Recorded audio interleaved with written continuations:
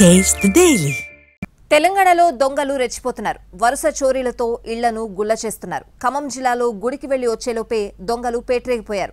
నగదు బంగారాన్ని దోచుకెళ్లారు. ఒకే రోజు ఒకే ఊర్లో 6 చోట్ల చోరీ చేశారు దొంగలు. అటు నిజామాబాద్ జిల్లాలో పగలు రెక్కి నిర్వహిస్తున్నారు. తాళాలు వేసిన ఇళ్లను గుర్తిస్తున్నారు. రాత్రి చోరీలకు పాల్పడుతున్నారు. వరుస చోరీలకు ఖమ్మం నిజామాబాద్ వాసులు భయాందోళన వ్యక్తం చేస్తున్నారు. తెలంగాణలో వరుస చోరీలతో దొంగలు విజృంభిస్తున్నారు. ఖమ్మం జిల్లా పెనుబలి మండలంలో వరుస దొంగతనాలు కలకలం రేపుతున్నాయి. 2 రోజుల వ్యవధిలో 5 ప్రాంతాల్లో చోరీలు జరిగాయి. మండాలపాడు గ్రామంలో లక్ష్మణరావు అనే వ్యక్తి ఇంట్లో నగదు బంగారాన్ని గుర్తు తెలియని వ్యక్తులు చోరీ చేశారు. లక్ష్మణరావు కుటుంబ సభ్యులు తెల్లవారుజామున కార్తీక సోమవారం సందర్భంగా నీలాద్రీశ్వరుని ఆలయానికి వెళ్లారు. ముందుగా రెక్కి నిర్వహించి పథకం ప్రకారం ఇంట్లోకి చొరబడ్డారు. బీరువా పగలగొట్టి 150 గ్రాముల బంగారం, 3,80,000 రూపాయల నగదును అపహరించారు. దొంగతనం చేసే ముందు రెక్కి నిర్వహించిన దృశ్యాలు సీసీ ఫుటేజ్ రికార్డు అయ్యాయి. మార్నింగ్ 5 గంటలకి నీలాద్రి బయలుదేరినాను. నీలాద్రి బయలుదేరిన తర్వాత మళ్ళీ 7:50కి మళ్ళీ రిటర్న్ అయ్యాను. చూసేసరికి వీళ్ళంతా చికాకు ఉంది. చికాకు ఉండేసరికి మా డౌట్ వచ్చి బయటకు వచ్చి పోలీసు వాళ్ళకి 100 ఫోన్ చేసి సార్ కంప్రమైజ్ చేశారు. సార్ వచ్చారు. వచ్చి పోలీసులతో వచ్చారు, చూసుకున్నారు.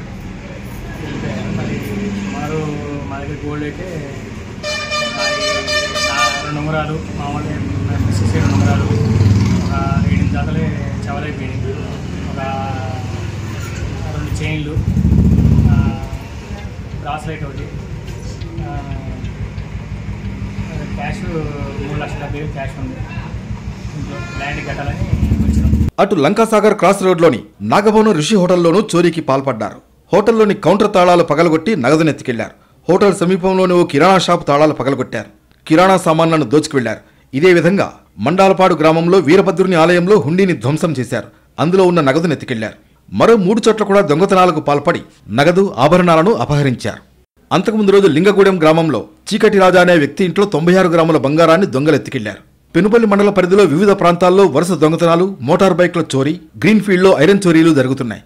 దొంగలు వరుసగా చోరీలకు పాల్పడుతూ ఉండడంతో స్థానికులు ఆందోళన వ్యక్తం చేస్తున్నారు.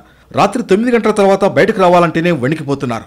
బాధితుల ఫిర్యాదు మేరకు పోలీసులు దర్యాప్తు చేపట్టారు. క్లూస్ టీంతో వేలిముద్రలు సేకరించి దొంగతనం జరిగిన తీరును పరిశీలించి విచారణ చేపట్టారు. అటు నిజామాబాద్ జిల్లా ఆర్మూర్లో దొంగలు రెచ్చిపోతున్నారు. పగటిపూట రెక్కీ నిర్వహిస్తున్నారు.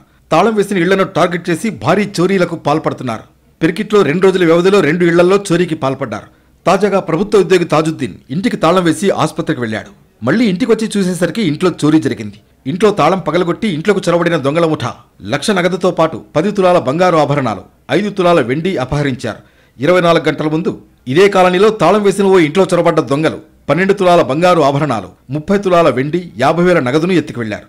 వరుస చోరీలతో పెర్కిట్ వాసులు భయాందోళనకు గురవుతున్నారు. దొంగల కోసం పోలీసులు గాలింపు ముమ్మరం చేశారు.